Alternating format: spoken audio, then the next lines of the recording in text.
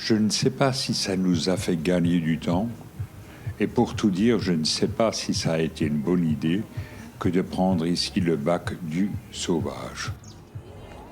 Finalement, on n'était pas pressé et nous avons traversé le Petit Rhône et passé de la Petite Camargue à la Camargue, soit tout à côté des Saintes-Maries de la Mer. C'est un bac amphidrome, c'est-à-dire qu'il peut naviguer en avant comme en arrière. Il est guidé par des galets.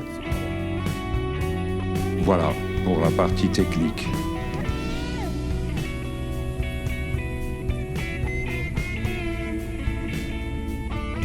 Il y a à peu près une demi-heure d'attente avant chaque passage. Eh oui. On passera par là.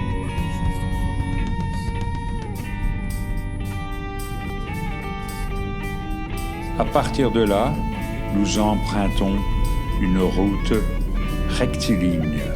Nous apercevons déjà l'église fortifiée des Saintes-Maries de la Mer. Elle date des XIe et XIIe siècles. Elle est évidemment de style roman.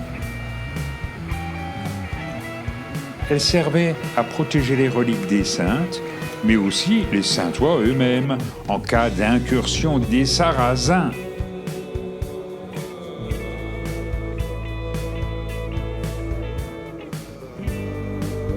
Le sommet de la chapelle forme un donjon avec un chemin de ronde.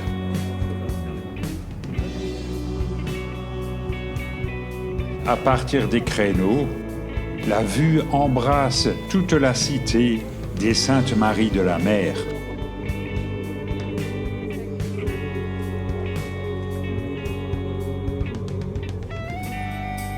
On y voit un clocher mur.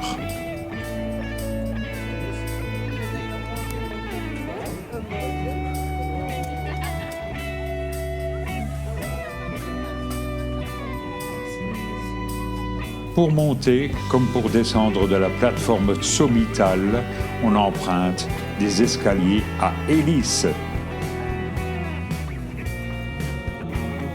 Ce lieu, c'est aussi le siège de plusieurs pèlerinages. Ceux des saintes Marie Jacobée et Salomé, ce sont des pèlerinages très anciens qui évoquent une tradition, celle du débarquement des premiers chrétiens sur le rivage de Camargue.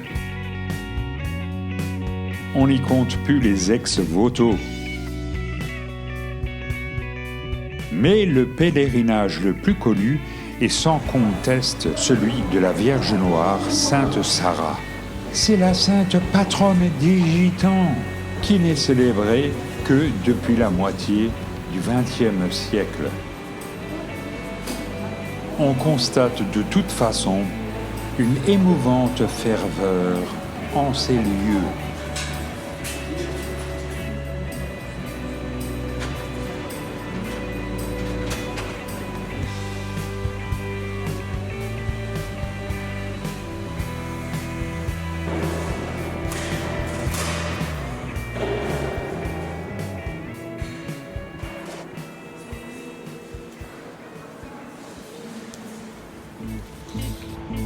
La Camargue, ce sont aussi les chevaux, et comme on dit, les manades. Dès lors, on ne sait plus si on a affaire à Crin Blanc ou à Jolly Jumper. De toute façon, ils ont fière allure, et ce sont les montures de nos fiers gardiens de Camargue. Bon, ils promènent aussi le touriste.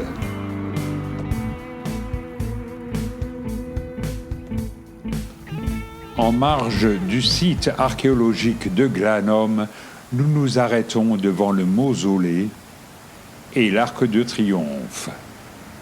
C'est un cénotaphe élevé à la mémoire d'un homme de la famille des Julie qui aurait bénéficié de la citoyenneté et de son nom par Jules César pour son service dans l'armée romaine dans la guerre des Gaules.